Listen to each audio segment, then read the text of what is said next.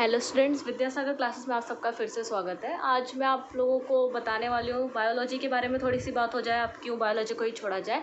तो class 10th में जो आप लोग सबसे पहले जो बायोलॉजी में चैप्टर पढ़ने वाले हैं वो है मानव शरीर की संरचना। तो मानव शरीर की संरचना जो होती है वो कई सारी चीज़ों को मिलके बनती है। जैसे कि अगर हम लोग बोले मानव शरीर जो होता है सबसे ज़्यादा जो होता है उसमें हमारे ऑर्गन सिस्टम्स होते हैं। कई सारे ऑर्गन सिस्टम्स मिलके हमारी एक बॉडी बनी होती है। अगर हमारी पूरी बॉडी है तो उसमें कई सारे ऑर्गन सिस्टम्स होते हैं। तो हम लोग को सबसे पहले जो पढ़ना है वो ऑर्गन सिस्टम्स के बारे में ही पढ़ना है। तो आज मैंने आप लोगों के लिए सबसे ईजी एक ऑर्गन सिस्टम आप लोगों के लिए उठाया है, जो कि है मनुष्य का पाचन तंत्र, डाइजेस्टिव सिस्टम्स ऑफ ह्यूमन। तो जो बचे ऑर्गन तंत्र है, ऐसा नहीं है कि आप लोगों को सिर्फ एक ही ऑर्गन सिस्टम पढ़ना है, ठीक है। आप लोग को सिर्फ पाचन तंत्र नहीं पढ़ना है, आप लोग को यहाँ पे श्वसन तंत्र के बारे में पढ़ना है, आप लोग को यहाँ पे हार्ट के बारे में पढ़ना है, यकृत के बारे में, लीवर के बारे में पढ़ना है। तो ऐसे करके आप लोग कई सारे आप लोग को पढ़ने हैं। तो उसमें से जो सबसे पहला जो मैं आप लोगों को बताने जा रही हूँ वो है मनुष्य का पाचन तंत्र, डाइजेस्टिव सिस्टम्स ऑफ ह्यूमन। तो डाइजेस्टिव सिस्टम ऑफ ह्यूमन जो होता है वो कैसे होता है, मैं आप लोग को बताऊँ। जैसे डाइजेस्ट करना, अभी हम लोग होते हैं, अगर कभी ज़्यादा खा लिया या फिर हम लोगों को कुछ अजीब सा लगने लगता है तो हम लोग कहते हैं नहीं यार आज मेरा डाइजेशन सही नहीं है। तो उसी के बारे में आज हम लोग पढ़ेंगे कि हमारा जो डाइजेस्टिव सिस्टम होता है वो कैसे वर्क करता है। तो सबसे पहला जो होता है, जैसे हम लोगों ने कुछ भी अगर खाना खाया, मान लीजिए कि हम लोग नॉर्मल दाल चावल सब्जी रोटी हम लोग जो खा रहे हैं, तो जब भी हम लोग कोई भी खाना खाते हैं तो उसको पचाने के लिए, मतलब उसको डाइजेस्ट करने के लिए हमें कई सारे उसके अंदर के एलिमेंट्स होते हैं, अवयव होते हैं, जिनको हम लोग को अवशोषित करते हैं, फिर उसके बाद में उनको डाइजेस्ट करते हैं। जैसे हम लोग क्या करते हैं, हम लोगों ने अगर मान लीजिए एक पालक की सब्ज़ी खाई तो उसमें से जो आयरन होगा, उसमें जो भी हमारे विटामिन्स होंगे वो सारे एक अलग जगह पे जाएंगे, हमारा जो वेस्ट मटेरियल होगा वो एक अलग जगह पे जाता है। तो ऐसे करके ये सारी चीज़ें जो है वो वर्क करती हैं। तो उसी के बारे में हम लोग को पढ़ना है। तो जब अवशोषित कर लिया जाता है उससे जो भी हमारे अवयव हैं, जो भी हमारे एलिमेंट हैं, जो हमारी बॉडी को नीड है, जिससे हमारी बॉडी को एनर्जी मिलती है, वो जब भी एलिमेंट हम लोग अवशोषित कर लिए जाते हैं तो उसके बाद में वो कहाँ जाते हैं, वो 7, 8 या 9, मतलब 7 से 9 मीटर लंबी, 7-9 मीटर लंबी एक नली में जाते हैं। अब ये समझिए हमारे 5 मोस्टली 5 फीट के तो सब लोग रहेंगे, 5 फुट के शरीर में हमारी 7 से 9, 8-9 मीटर लंबी एक नली है, जो हमारे सिर्फ अपर बॉडी में, सिर्फ हमारे मुंह से लेके हमारे पेट की तक की जो बॉडी है उसमें है। तो उस नली में जाते हैं, और उस नली में जो जाते हैं तो वो प्रवेश कहाँ से करेंगे, हमारे मुख द्वार से प्रवेश करते हैं, जिसे हम लोग बकल कैविटी कहते हैं। मैंने यहाँ पे लिखा नहीं, मैं लिख देती हूँ। मुख द्वार, हमारा मुख है, मुंह, उसको द्वार मतलब वहाँ पे घुसने का, डोर जिसे हम लोग कहते हैं, मुख द्वार। या फिर हम लोग इसे इंग्लिश में अगर आप लोग सुन रहे हैं तो फिर मैं आप लोग बता दूँ, बकल कैविटी कहते हैं इसे। मैं दोनों लैंग्वेजेस में इसलिए बता रही हूँ कि मोस्टली बच्चे हिंदी मीडियम इंग्लिश मीडियम दोनों के हो सकते हैं, तो फिर आप लोग दोनों लोग इसे अच्छी तरीके से पढ़ सकते हैं। मुख द्वार, बकल कैविटी। तो ये मुख द्वार से हमारी शुरू होती है और हमारी जाति कहाँ तक है, गुदा द्वार तक, हमारी मल द्वार तक हमारी फैली रहती है। अब इसे कहते क्या है, ये जो फैली हुई नली है, ये 7 to 9 मीटर की जो नली है, इसे आहार नाल कहा जाता है। जैसे हम लोग एलिमेंट्री कैनल कहते हैं, इंग्लिश में हम लोग इसे, हिंदी में हम लोग इसे कहते हैं आहार नाल, और हिंदी में हम लोग कहते हैं इसे एलिमेंट्री कैनल। इंग्लिश में हम लोग अगर बात करेंगे एलिमेंट्री कैनल है, हिंदी में हम लोग कहेंगे तो इसे आहार नाल कहते हैं। ये जो होती है हमारी 7 to 9 या फिर 8 to 9 मीटर लंबी होती है, और ये कहाँ से चालू होती है, हमारी मुख द्वार से चालू होती है, लेकर ये होती है हमारे गुदा द्वार या फिर मल द्वार तक होती है। तो इसे हम लोग कहते हैं एलिमेंट्री कैनल। अब इसके अंदर एलिमेंट्री कैनल में जैसे कोई भी हम लोग ने मुख द्वार से हमारी चालू हो रही है, खाना हम लोगों ने खाया, तो यहाँ पे अब जो पाचन जो भी होगा, हमारा जो भी डाइजेशन होगा वो इन सब के बीच में ही होता है। तो अब इससे क्या इसकी जो भी मतलब क्रियाएं हम लोग जैसे कह सकते हैं, वर्क जो भी रहता है वो हमारा इन सब के बीच में रहता है। कैसे होगा, मुख द्वार से कोई भी चीज़ हम लोगों ने खाई, हम तो इसमें जो 4 चीज़ों में बांटा गया है, सबसे ज़्यादा मेन जो पार्ट हम लोग जैसे कह सकते हैं वो होता है हमारा मुख द्वार या मुख गुहा, दूसरा पार्ट हमारा होता है ग्रसनी या फिर ग्रास नली। देखिए आप देख सकते हैं यहाँ पे ग्रसनी है, ग्रास नाल है, ग्रसनी और ग्रास नली ये वाला जो सेक्शन होता है। फिर उसके बाद में हमारा होता है अमाशय, जिसे हम लोग स्टमक कहते हैं, और फिर उसके बाद में हमारी बड़ी आंत। तो इसको हम लोगों ने 4 पार्ट में बांटा हुआ है, जैसे एक ये और एक ये हमारा फर्स्ट पार्ट है, ये हमारा, ठीक है, ये ऊपर वाला जो पार्ट है ये हमारा फर्स्ट पार्ट है, ये हमारा सेकंड पार्ट है, ये हमारा थर्ड है और ये हमारा फोर्थ है। तो इस तरीके से इस पार्ट को बांटा गया है।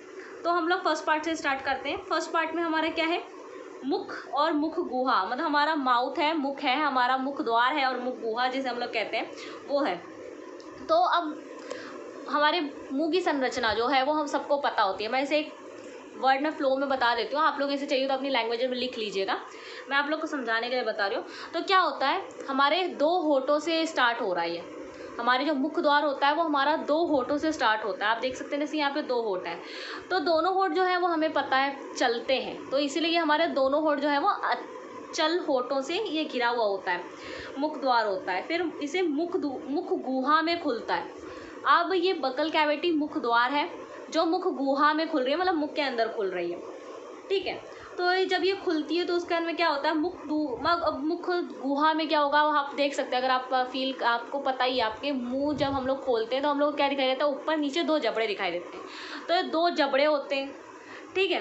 तो हमारा जो ऊपर का जो जबड़ा होता है वो हमारा जो ऊपरी जबड़ा होता है वो हमारी खोपड़ी जिसे कहते हैं, हमारे सर के साथ में जुड़ा हुआ होता है और वो अचल होता है, मतलब वो हिलता नहीं है, ठीक है। और जो नीचे वाला जबड़ा होता है वो हमारा चल होता है, क्योंकि हम लोग आप जब भी अगर बोलेंगे या फिर अगर आप चबाते हैं तो फिर आप अपने नीचे वाले जबड़े को ही मोशन में लाते हैं, बजाय आप अपने ऊपर वाले जबड़े को मोशन में नहीं लाते हैं। तो हमारा जो मुख द्वार है वो हमारे 2 चल होठों से घिरा हुआ रहता है, जो कि अंदर मुख गुहा में खुलता है। मुख गुहा में 2 जबड़े होते हैं जिसमें हमारे दांत होते हैं, ऑब्वियसली दांत होंगे। तो जो जबड़े हैं, तो ऊपर वाला जो जबड़ा है वो खोपड़ी के साथ में जुड़ा होता है, जो कि अचल होता है, मतलब वो हिलता नहीं है। और जो हमारा नीचे वाला जबड़ा होता है वो चल होता है। तो अब क्या होगा कि जो हमारा चल जबड़ा है, ठीक है, उसमें एक जीभ, अब कैसे होता है, आगे वाला जो रहता है ना वो हमारा हिलता है, लेकिन वो पीछे जाके वो भी स्टडी हो जाता है और वो भी पीछे वाले खोपड़ी से जुड़ जाता है। कहीं ना कहीं ये जो हमारा जबड़ा है ये दोनों ही ऊपर और नीचे ये दोनों एक से एक खोपड़ी से जुड़े रहते हैं, मतलब हमारी स्कल से जुड़े रहते हैं जैसे हम लोग कह सकते हैं। तो होगा क्या कि ऊपर वाले जबड़े में जो हमारा ऊपरी हिस्सा होता है, दोनों जबड़ों के बीच का जो स्किन रहती है उसे हम लोग तालू कहते हैं। नीचे वाले जबड़े में जो बीच में रहता है वो क्या रहता है, हमारी जीभ रहती है, टंग रहती है। तो हमारी जो जीभ रहती है उसकी संरचना कैसी रहती है, हमारी जो जीभ रहती है वो आगे से थोड़ी सी कटी हुई रहती है और पीछे से वो पूरी जुड़ी हुई रहती है एकदम गले तक। तो गले में एक हमारे मांस का एक छोटा सा पीस होता है जो लटका रहता है, वो कुछ इस प्रकार रहता है जैसे आप लोग बचपन में देखा होगा, आप लोगों ने अपना गला खोल के, अगर आपको याद होगा तो, जैसे हम लोग कौवा या फिर काग कहते हैं, ऐसी कुछ संरचना होती है उसकी। और फिर उसके बाद में अब हम लोग अगर मुख गुहा के अंदर ही के पार्ट में पढ़ें तो हम लोग को यहाँ पे पता चलता है कि हमारे मुख गुहा के अंदर दांत है। जीभ के बारे में मैंने आपको थोड़ी सी बताई, तो दांत के बारे में हम लोग अब पढ़ लेते हैं। तो दांत जो होते हैं वो मैं आप लोग को बता दूं कि हमारे ओवरऑल जो एक अडल्ट होता है उसके अंदर 32 दांत होते हैं, सबको पता है ये 32 हमारे दांत होते हैं। तो 32 जो दांत होते हैं वो कुछ ऐसे होते हैं, जैसे मैं आप लोग को उसके 4 प्रकार होते हैं। जैसे पहला जो प्रकार होता है वो होता है कृंतक। तो पहला जो प्रकार है वो होता है कृंतक, मैं आप लोग को लिख के बता देती हूँ।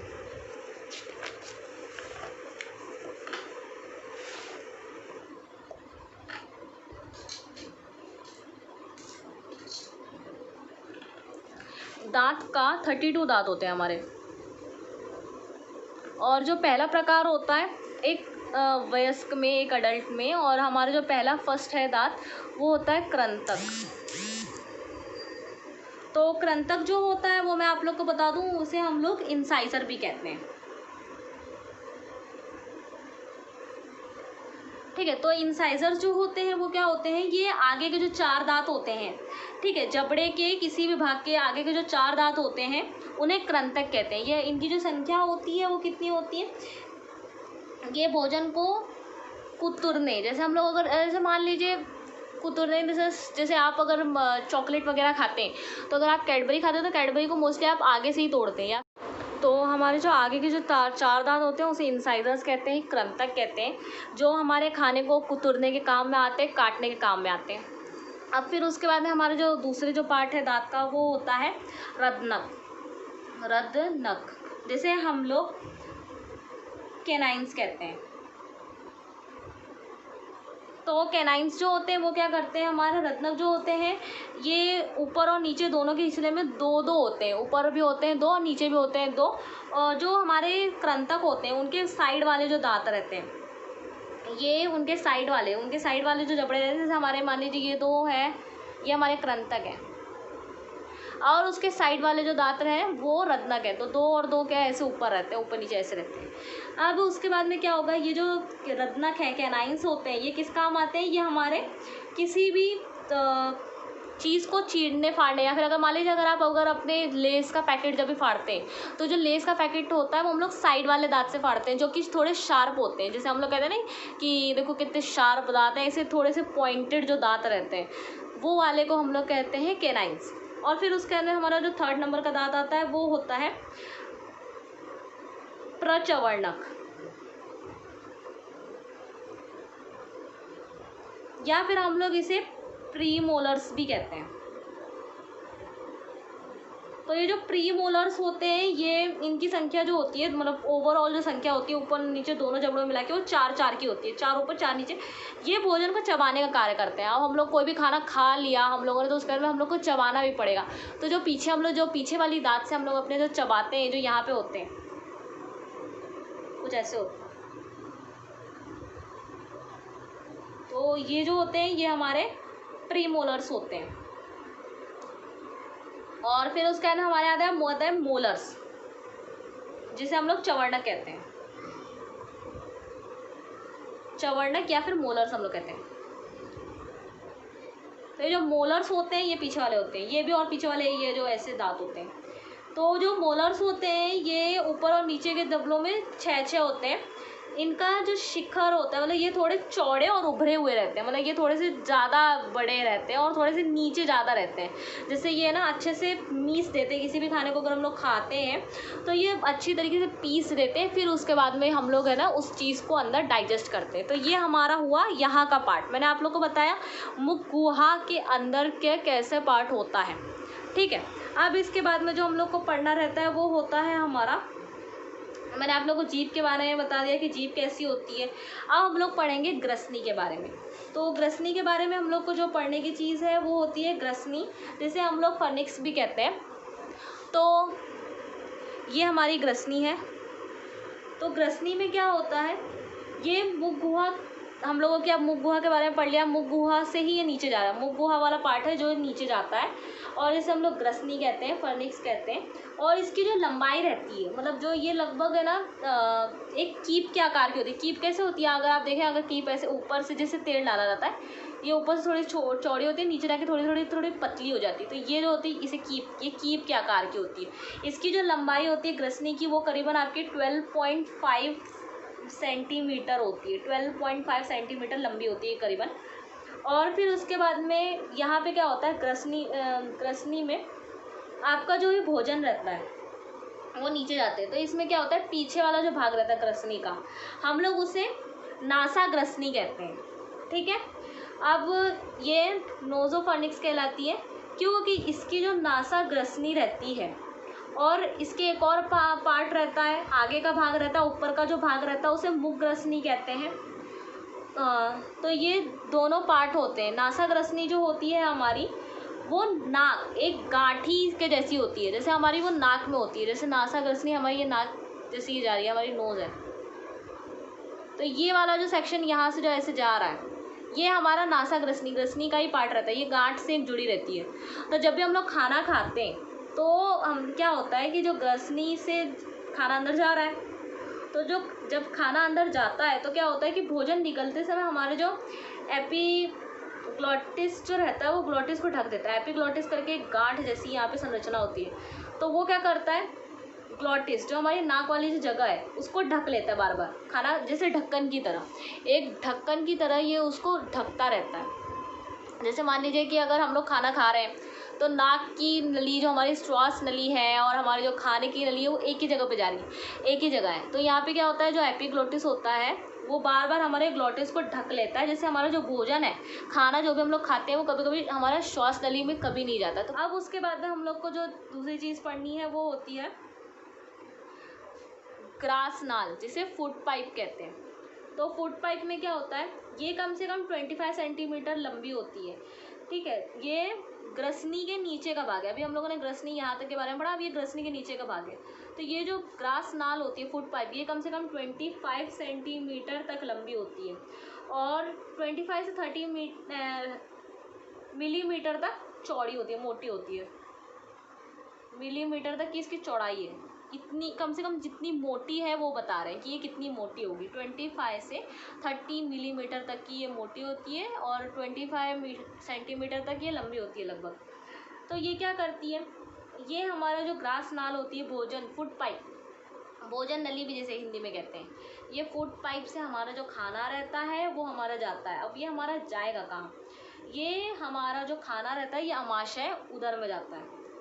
तो मैं आप लोग को आमाशय के बारे में बता रही थी। तो आमाशय जो होता है वो जे शेप का होता है या फिर हंसिया के शेप का होता है और इसकी जो लंबाई होती है वो 24 से लेके 30 सेंटीमीटर की होती है या फिर और 10 सेंटीमीटर की तो इसकी चौड़ाई होती है करीबन। और मैं आप लोग को बता दूं कि ये डायफ्राम के ठीक पीछे होता है और ये हमारे बाईं तरफ होता है, बाईं ओर होता है, लेफ्ट साइड में होता है। और ये हमारा जो हृदय होता है, हृदय के ठीक नीचे की ओर होता है। तो जैसे हमारा हृदय है जिस साइड, उसी साइड में ठीक नीचे की ओर हमारा जो आमाशय या फिर हमारा स्टमक होता है। तो मैं आप लोग को और एक चीज़ बता दूं कि आमाशय के अंदर जो ये ग्रास नाल जो होती है, हमारा जो फूड पाइप होता है, उसका जो सबसे लास्ट सिरा है वो हमारा सीधे आके आमाशय में ही खुलता है। जैसे कि आप लोग देख रहे हैं कि हमारे यहाँ पे ग्रास नाल जो है वो ख़त्म हो रही है और ये सीधे आके आमाशय में खुल रही है। तो फिर मैं आप लोग को बता दूं कि आमाशय के अंदर है ना कई सारे ऐसे गैस्ट्रिक जूस पाए जाते हैं जो हमारे खाने को पचाने में हमारी हेल्प कर देते हैं। तो हमारे अगर हम लोग देखें तो हम लोग अपने स्टमक को भी 3 पार्ट्स में डिवाइड कर सकते हैं। तो मैं आप लोग को इसके बारे में बता देती हूँ। जैसे जो हमारा फर्स्ट पार्ट होगा वो ऊपर का भाग है, ऊपरी भाग जिसे कहेंगे, वो हमारा होता है कार्डिक रीजन या फिर हिंदी में अगर हम लोग कहेंगे तो जठर रस,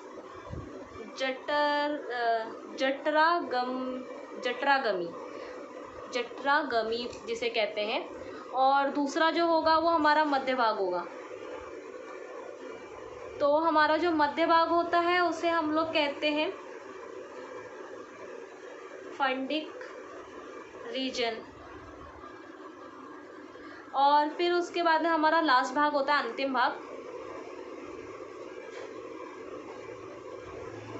भाग होता है जिसे हम लोग पाइलोरिक रीजन कहते हैं। तो ये हमारे 3 पार्ट्स में हमारा जो आमाशय होता है वो हमारा बांट सकते हैं हम लोग। तो अब इन 3 पार्ट्स को मेरा बताने का क्या मतलब है। तो सबसे पहला जो जठरागमी या फिर कार्डिक जो भाग होता है, यहाँ से ये शुरू होता है हमारा यहाँ पे। तो यहाँ पे हमारे सारे, मैंने आप लोग को बताया कि कई सारी गैस्ट्रिक जूस होते हैं आमाशय के अंदर जो होता है वो कई सारे गैस्ट्रिक जूस हम लोग को मिलते हैं। फिर उसके बाद में अब हमारा जो आमाशय है इसका जो आखिरी भाग है ये सीधे जाके कहाँ पे खुलता है, ये छोटी आंत में खुलता है, ठीक है। तो हमारा जो छोटी आंत, जिसे हम लोग स्मॉल इंटेस्टाइन भी कहते हैं, इसकी जो लंबाई होती है वो कम से कम 6.5, छोटी आंत के बारे में बात हो रही है, 6.5 मीटर से लेके और ये 25 सेंटीमीटर तक की चौड़ी होती है करीबन। और आमाशय जहाँ ख़त्म होता है वहीं पे छोटी आंत जो है वो खुलती है। तो अब जब छोटी आंत जो है खुलती है वहाँ पर एक पाइलोरिक, एक यहाँ पे आप लोग को एक पाइलोरिक सेमीमेट्रिक पाई जाती है। तो यहाँ पे क्या होता है कि छोटी आंत की जो अंदर की जो सतह रहती है वो कई सारी उंगलियों के शेप में होती है, मतलब मुड़ी हुई रहती है। वो जो रहती है वो पूरी एक मुड़ी हुई, जैसे हम लोग अगर नूडल को हम लोग रख देंगे चाइनीज़ को तो कैसे वो शेप में आ जाती है, वैसी इसके अंदर की जो कुछ रचना होती है वो होती है। तो ये जो मुड़ी हुई रहती है कि तो ये जितनी बार ट्विस्टेड एंड टर्न है ये हर बार एक उंगली के जैसी हम लोग को दिखाई देती है। तो ये जो दिखाई देती है कम से कम 3 से 4 लाख उंगलियों के बराबर की होती है। मतलब 3 से 4 लाख, 1 2 3 उंगलियां नहीं, आपको 3 से 4 लाख ऐसा लगेगा कि उंगलियां हैं। तो ये होती है जिन्हें हम लोग कहते हैं विली या फिर रसांकुर कहते हैं। अब क्योंकि यहाँ पे आप कई सारी उंगलियाँ, मतलब जैसे एक तरीके से कह सकते हैं मुड़ी हुई आप लोग को रचनाएं मिल रही हैं, या फिर आप लोगों को मैं ये कह सकती हूँ कि कई सारे आप लोग को वहाँ पे अब क्योंकि मतलब एक हम लोग को यहाँ पे भी एक सॉफ्ट जगह मिल जाती है। तो ये जो रहता है छोटी आंत, ये अंदर से काफ़ी मलमली, काफ़ी सॉफ्ट रहती है इसकी वजह से। और यहाँ पे क्या होता है कि रसांकुर जो होते हैं वो हमारे भोजन को पचाने और उसको अवशोषण के क्षेत्र के लिए ही कार्य करते हैं। और उसमें जो ये रसांकुर होंगे, अब जैसे कुछ भी आप लोगों ने खाया वो मुख गुहा से ट्रैवल करते हुए ग्रास नाल से ट्रैवल करते हुए पेट में आया, फिर वहाँ पे कई सारी हमारे आमाशय के अंदर कई सारे हम लोग को गैस्ट्रिक हमारे जूस मिले, फिर वो यहाँ पे गया तो यहाँ पे हमारा और जो भोजन है रहा बचा वो और पचेगा। तो इस सारी चीज़ को, इस पचाने की जो क्रिया है और इससे जो एनर्जी निकालना है, जो विटामिन निकालना है, उसकी जो क्रिया है, अवशोषण करने की जो क्षमता होती है, जो क्षेत्र होता है, उसको ये और थोड़ा सा बड़ा कर देता है। तो इसीलिए हम लोग यहाँ पे ये छोटी आंत होती है। अब ये छोटी आंत में क्या होता है, छोटी आंत में आप लोग को बता दूँ, यहाँ पे आप लोगों को एक ग्रहणी मिल जाती है जिसे हम लोग डुओडेनम कहते हैं। ये देखिए ये, तो अब मैं आप लोग को बता दूँ ये जो ग्रहणी होती है ये कम से कम 25 सेंटीमीटर तक की लंबी होती है और ये एक सी के आकार की नली होती है। जैसे आप लोग देख सकते हैं कि सी के आकार की नली है, ये सी के आकार की नली होती है। अब इसमें क्या होता है कि इसका जो सबसे नीचे वाला जो भाग रहेगा वो हमारा अग्नाशय में जाके खुलता है, जिसे हम लोग पेनिट्रिक डक्ट कहते हैं। और फिर उसके बाद में यहाँ पे क्या होता है, यकृत, हमारा जो भी लीवर से जो भी हमारे पित्तवाहिनी जो भी रहती है हमारी, वो एक साथ आकर ही खुलती है। पित्तवाहिनी, अब यकृत में भी कई सारे हमारे ग्लैंड्स होते हैं, कई सारी हमारी डक्ट होते हैं। तो वो पित्तवाहिनी जो हमारी है, जैसे हम लोग बाइल डक्ट कहते हैं, वो हमारा जो रहता है वो हम एक साथ आके अग्नाशय में खुलता है। ठीक है, अब इसके बाद में क्या होगा, हमारा यहाँ पे होता है एक और जो आप लोग को इसके आगे पार्ट पढ़ना है वो होता है हमारी बड़ी आंत। अब बड़ी आंत के बारे में पढ़ लिया जाए। लार्ज इंटेस्टाइन होती है बड़ी आंत। लार्ज इंटेस्टाइन जो होती है वो हमारी 5 से 7 मीटर तक की लंबी होती है, 5 से 7 सेंटीमीटर तक की चौड़ी होती है कम से कम, और लगभग 1.5 मीटर तक की लंबी होती है। 1.5 मीटर लंबी है ये। ठीक है, ये हमारी बड़ी आंत है। तो बड़ी आंत में मैं आप लोग को बता दूं, बड़ी आंत के अंदर क्या होता है कि ये आहार नाल, जो मैंने बताया आपको एलिमेंट्री कैनल का ये हमारा सबसे अंतिम भाग होता है। यहाँ पे हमारा जो फूड होता है वो सबसे आखिरी में आता है। अब इसमें क्या होता है, जो भी खाना बच जाता है उसको वो यहाँ पे आता है और फिर उसके बाद में अब उसमें देखा जाता है कि हाँ भैया, जैसे आप लोग की अगर कॉपी अगर मैं आप लोग को देखूँ तो पहले एक फर्स्ट प्राइमरी एक टीचर ने चेक कर ली, फिर उसके बाद में बच्ची उसने बता दिया हाँ भैया इनके 20 में से 18 नंबर आए। फिर एक और टीचर ने चेक करी, उन्होंने बताया कि हाँ भैया नहीं, इसमें 20 में इनके 16 आए, 18 नहीं आए, थोड़ा से और नंबर कट हो गए। तो जो गलतियाँ हैं, जैसे जैसे आगे टीचर से फिर वाइस प्रिंसिपल फिर प्रिंसिपल के पास में जैसे जैसे आपकी कॉपी जाती जाएगी तो वैसे वैसे आपके जो नंबर हैं गलतियाँ बढ़ती जाएंगी। आप लोग को पता चल जाएगा हाँ ये मेरी गलती यहाँ पे, ये मेरी गलती यहाँ पे, ये मेरी। तो उसी तरीके से हमारा जो खाना रहता है, जो बचा कुचा जो भोजन है हमारा, वो जब बड़ी आंत में आता है तो जैसे ही वो बड़ी आंत में आता है तो क्या होता है, उसमें से जो भी एनर्जी है अब वो निकालनी है। तो उससे जल अवशोषण भी होता है, यहाँ पे पानी का भी अवशोषण हो जाता है हमारा, और उससे ही बड़ी बाहर निकला भी जाता है। अब ये जो बड़ी आंत है इसी से हमारा जो भोजन है वो बाहर भी निकल जाता है। तो यहाँ पे 2 भाग हैं बड़ी आंत के भी। तो पहला जो भाग है जिसे कहते हैं हम लोग सीकम, जिसे सीकम, तो ये जो सीकम होता है ये लगभग 9 सेंटीमीटर तक की लंबी होती है और ये बहुत पतली सी होती है और एक बंद होती है, बंद नलिका होती है जो जुड़ी रहती है आपस में, जुड़ी रहती है। और ये किससे जुड़ी रहती है, हमारी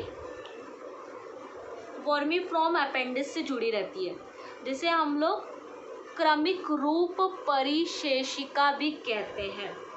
ठीक है। अब उसमें क्या होता है कि जैसे ही कोई मनुष्य, मतलब वर्तमान समय में अगर मान लीजिए कि मनुष्य का जो शरीर की संरचना है वो अग्नाशय और अवशेषी अंग है। अब ये जो भी कुछ है ये अग्नाशय और अवशेषी अंग में आती है। अब उसके बाद में क्या हुआ, दूसरा जो भाग होता है वो लगभग 3 इंच चौड़ी नलिका के आकार का होता है और यहाँ पे कोलन कहलाता है। और फिर बाद में जो भी कुछ खाना है वो हमारा सारा जो भी अब वेस्ट आइटम है, अब हम लोगों का जितना भी था वो सब कुछ निकल गया। हमारे जो भी विटामिन थे, जो भी हम लोगों ने पालक खाई थी, तो जो भी आयरन थे, जो भी प्रोटीन थे, वो सब कुछ निकल गया। अब उसके बाद में जो भी हमारा जो वेस्ट आइटम है, बड़ी आंत का जो अंतिम भाग होता है उसे मलाशय कहते हैं, रेक्टम, या और वो वहाँ तक आता है भोजन और जल अवशोषण करने के बाद में। यहाँ पे जो अपचित अनडाइजेस्टेड फूड रहता है वो हमारा यहाँ तक आ जाता है और हमारा फेसेस के रूप में, मल के रूप में ये सारी चीज़ें जो है वो गुदा द्वार, गुदा नाल के द्वारा बाहर आ जाती हैं। तो ये हमारा पाचन तंत्र था। तो गाइस मैंने आप लोग को पाचन तंत्र के बारे में काफ़ी कुछ बता दिया है। अब आप लोग को करना ही है कि ये जो डायग्राम मैंने बताया है, इस डायग्राम को आप लोग एक बार अच्छे से बना लीजिएगा। और मैं आप लोग को बता दूं कि अगले बार में मैं आप लोग को दूसरा एक हमारा सिस्टम, ऑर्गन सिस्टम बताऊंगी, दूसरे एक ऑर्गन सिस्टम के बारे में बताऊंगी। तब तक के लिए आप विद्यासागर क्लासेस के साथ में बने रहिए। आप लोगों ने इस वीडियो को देखा, इसके लिए आपका बहुत बहुत धन्यवाद। और अगर आपको ये वीडियो अच्छी लगी हो तो प्लीज़ इसे लाइक ज़रूर कर दीजिएगा और चैनल को सब्सक्राइब करना ना भूलें। Thank you very much.